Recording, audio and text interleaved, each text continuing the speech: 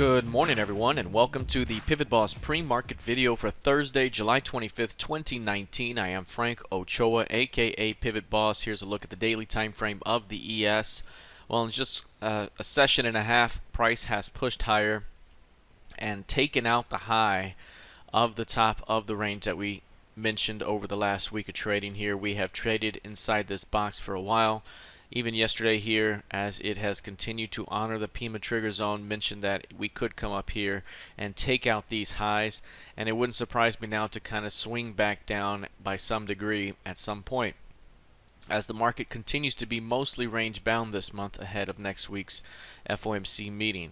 As of right now, again, very difficult to fade this market, as it has been very, very bullish. Every pullback has been a buying opportunity, but it hasn't really wanted to take off through the 3,000 level and really push through the zone. Instead, again, choosing to rotate back down by some degree. So again, it wouldn't surprise me here if we do fade back down, but it is very difficult to fade this market at this moment.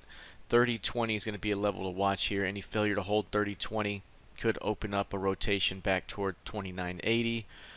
This market hasn't wanted to even test 29.60, so that's still the level to watch for a break. But even if we do rotate downward, the most we may do is 29.80, as these have been higher lows time and again ever since the rejection in June. So right now everything's still pointing up. I'd keep an eye on 30.20 for signs of early weakness. If we're taking a look now at the NQ, you'll notice very similar price action again. These markets have traded very closely together. The NQ has been a bit more bullish. You see that price has taken out that recent high here. That level right there is about 8,000 evens. Price has pushed through that zone and is now holding just above it. Again, that's the level to watch here, 8,000. If there's a failure to hold that zone, perhaps we rotate down back toward 78.50. We've been seeing higher lows time and again for this market as well, so not expecting this market to come back toward 7,700 or 7,750, but that's the zone to watch right there. 7,800 to 7,750 remains that lower edge here, and if there's a failure to hold that, perhaps a bigger swing move down occurs. But as of right now, we continue to see higher highs, higher lows. This market continues to channel higher. Keep an eye on 8,000 for early signs of near-term weakness that could take us down a little bit here towards 78.50. All right, let's take a look at crude oil. You'll notice with crude oil, this one remains inside the range. You can see here that we've had a narrow 5-day range that's developed. We were following the narrow 4-day range with the potential to see expansion in the previous session, but no expansion was seen. Instead, we kind of stayed inside the range. Price did take out the 4-day range high, but then rotated quickly back toward the lower edge of the range, and is now seeing an inside day development here. We are up about 1.5% so far heading into RTH, but this is a narrow 1, 2, 3, 4, 5, 6-day range that has developed. You can clearly see down here that prices are very compressed, and at some point here we may see a very solid breakout move. Again, if prices can get above that 57.50, it opens up quite a bit of upside to between 61 and 62.